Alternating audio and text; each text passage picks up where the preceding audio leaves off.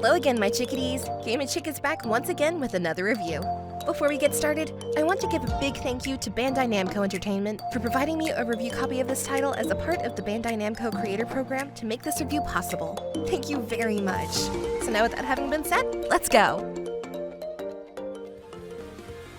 Sandland is the latest piece of history by famed Akira Toriyama brought to life in video game form, and it is developed by ILCA and published by Bandai Namco Entertainment.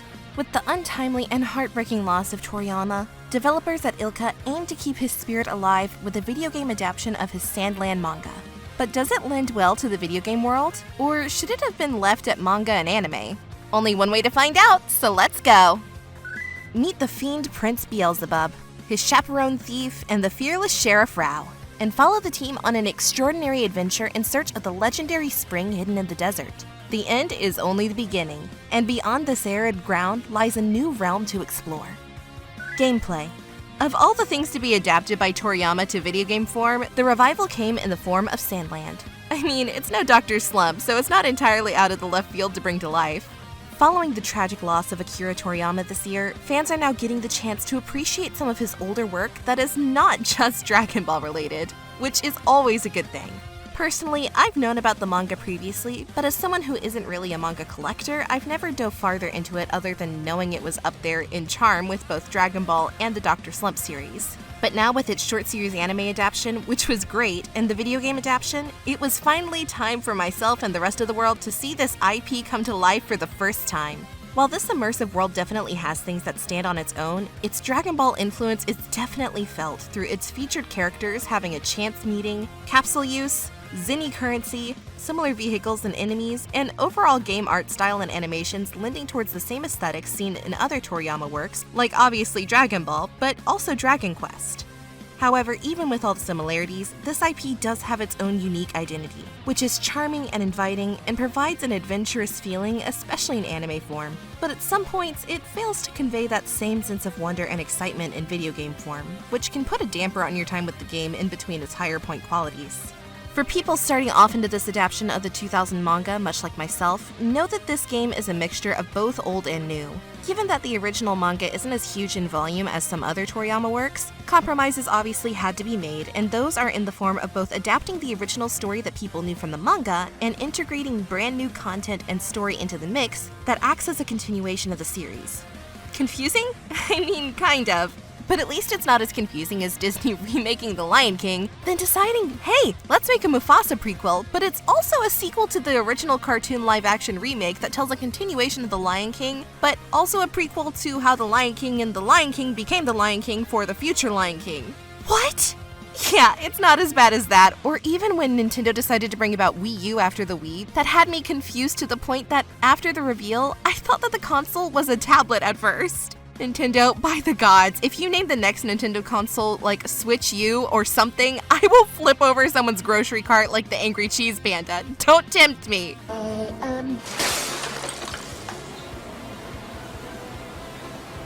Okay, back on topic. While the concept may seem a bit weird or confusing at first, the plot is actually well crafted and flows as if it's one story and doesn't feel chopped up or filler. Nope, that part is left up to the gameplay. Yikes.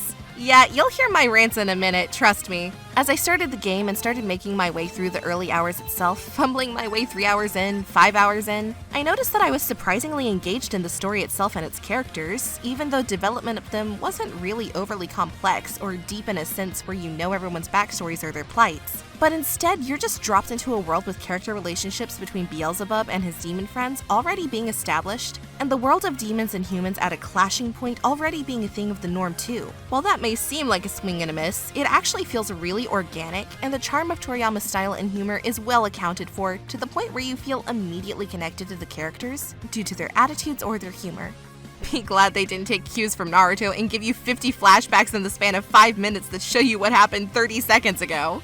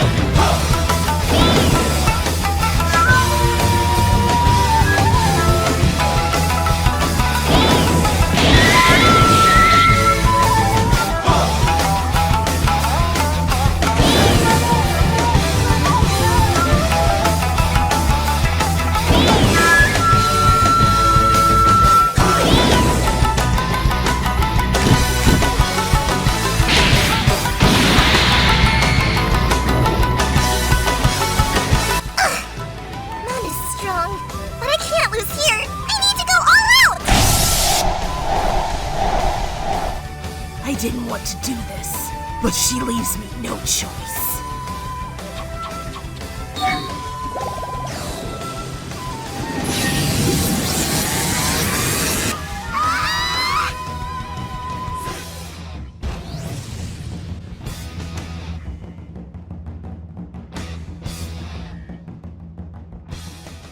I bet you're wondering how I managed to pull that off, don't you? I sensed your chakra elevate 0.3%, and due to the wind velocity, I instantly knew that. Oh my god, shut up! Right from the start, you'll know what type of humor you're getting yourself into when your very first mission involves you having to collect water to hand out to a water puddle demon that stood out in the sun for too long and is now drying up. Bro, how stupid are you? Get out of the sun! Praise the sun!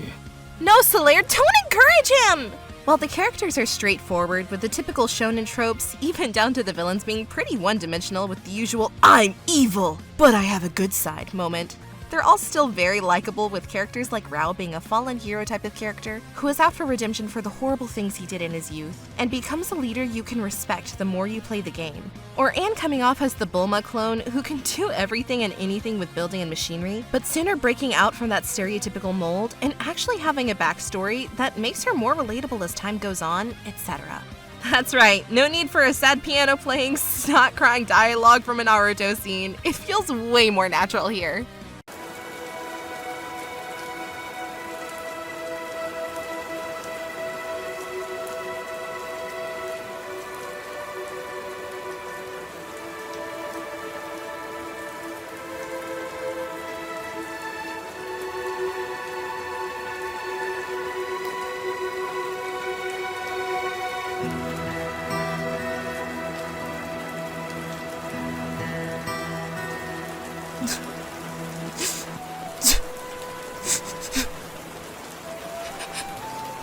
How could you do this? Naruto. You were supposed to surpass the fourth Hokage. But this is too much. Naruto.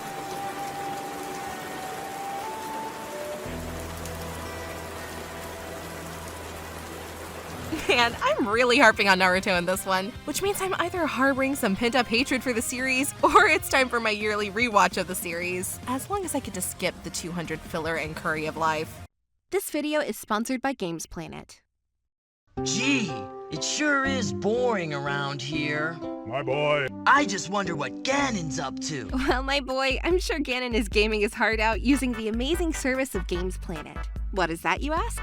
Well, GAMESPLANET is an official distributor of the industry's biggest publishers and their biggest PC games. From Bandai Namco, Sega, PlayStation, Capcom. If you want to play all the latest and greatest that PC gaming has to offer, then GAMESPLANET is the perfect choice for you and your friends. The best part about it, other than saving a crap ton of money on these great deals, is the fact that each official key you purchase from GAMESPLANET can be refunded at any time with no trouble at all, should there happen to be an issue or problem with the game you have purchased. That's super awesome! So long as your game doesn't end up being like Big Rig's, you are winner, then you're totally set. So if you like the game seen here in this video, you can purchase it using my affiliate link down below in the description and use the promo code provided to get an awesome discount on your purchase. Pretty good, right? Right? Guys! Thank you. So what are you waiting for? Come check out GAMESPLANET today and proclaim to the world, after all your saved money, that I won!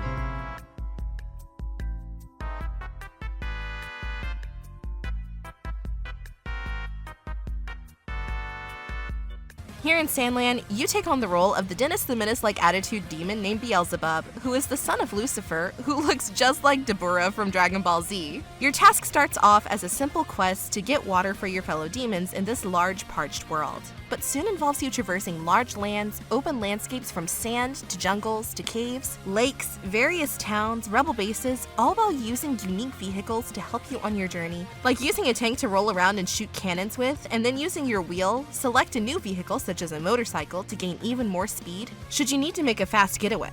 Trust me, you'll need to use the damn motorcycle quite a lot to get away due to how cheap some of the mechanics in the game get later on as you progress. Switching between various vehicles like tank, motorcycle, hovercraft, walking mech, jumping mech, etc. is fun and all, especially since they offer new ways to traverse through your environments. Like jumping mech allowing you to get to high-to-reach places that you couldn't get to before, and then hover vehicle allowing you to go across ocean or downstreaming canyons.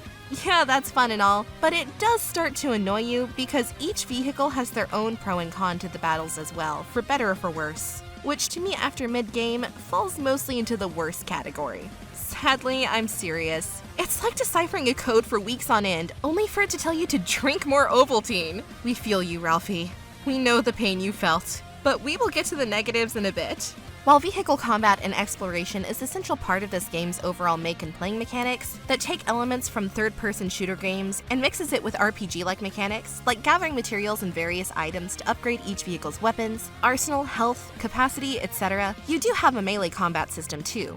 It's just not as useful and rarely, if ever, requires much use, much to my disappointment and dismay. You have your typical weak attacks that act as hitways to get in light punches, while you work in your stronger attacks that are much more sluggish and slow, with R2 acting as your dodging button. That's basically the main gist of your combat in the early going until you unlock more attacks and skills via your character tree that allows you to upgrade to dash attacks that allow you to attack foes in quick punch fashion, like you're hitting them with the from the Fist of the North Star.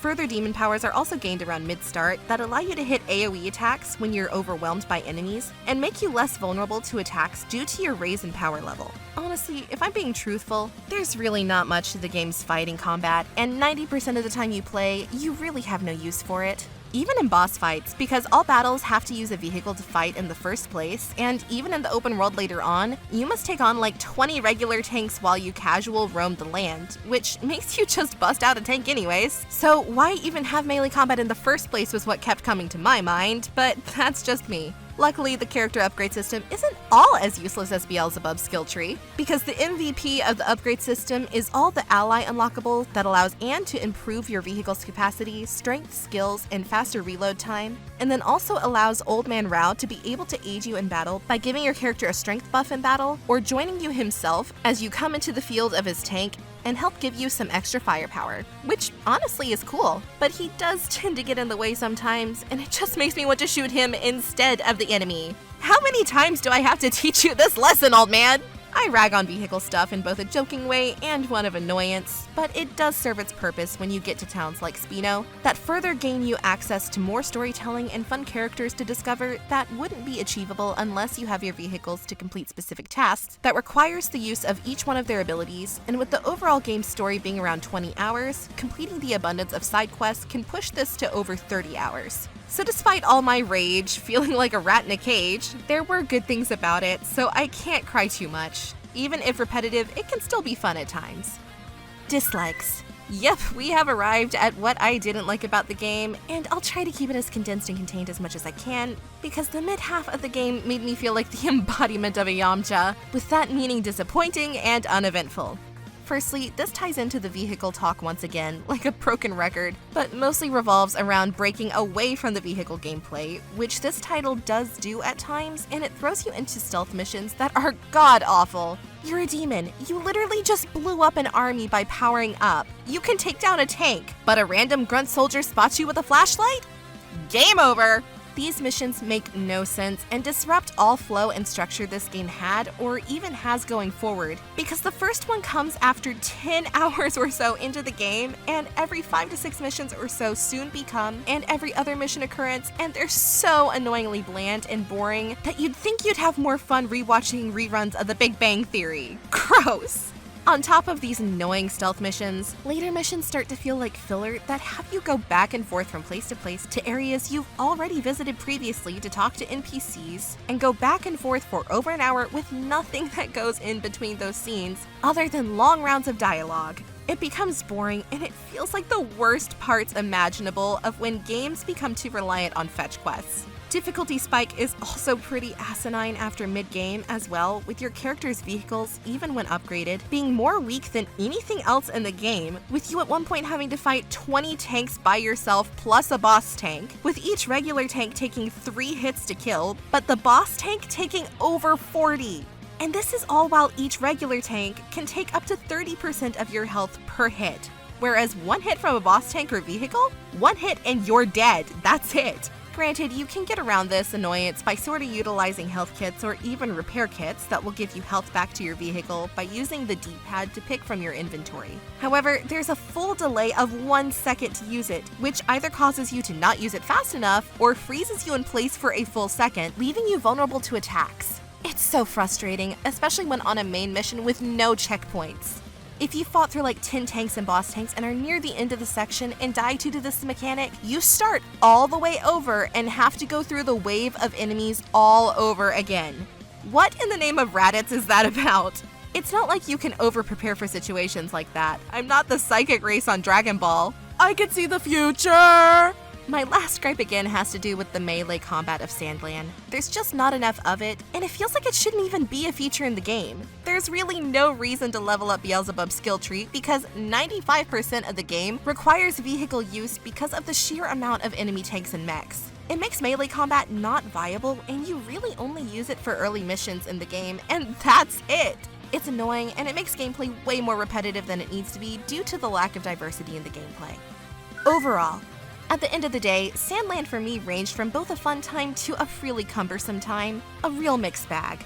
Sure, it has that classic and distinctive Toriyama humor that shines through the dark areas of the game, with the main motivation behind Beelzebub wanting to save the world is just so that he can get an hour of playtime for video games after permission from his father Lucifer. It also has great art design and music, character models also look fantastic, environments range from artful to fantastic looking, the characters' personalities are likable, some vehicle fighting can make the game really fun, mainly in the boss fights like using hovercraft in underwater cave to fight a gigantic squid, or racing away from dinosaurs and underground graboid-like worms. These all make the game super fun in the first half of the game, because the first half of this title is simply awesome.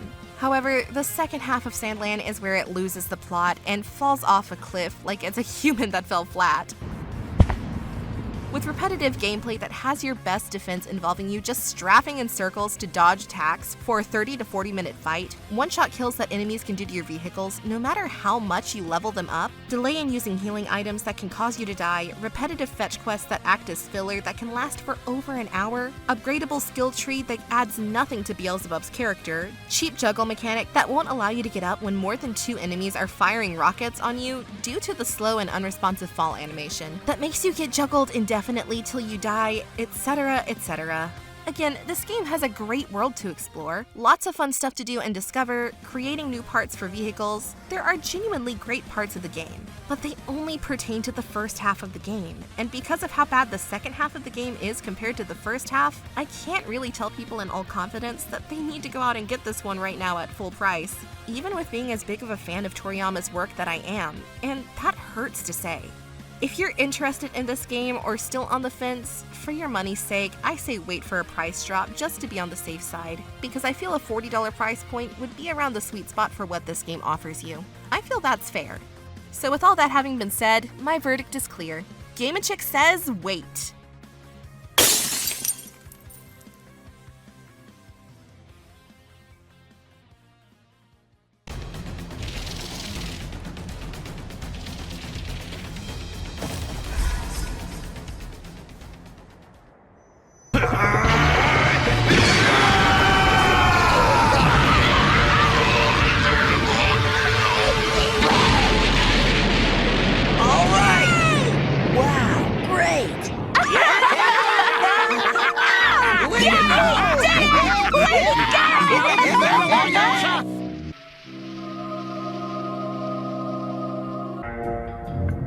Well, that was easy. Looks like we're in a different league altogether than your little green goon squad.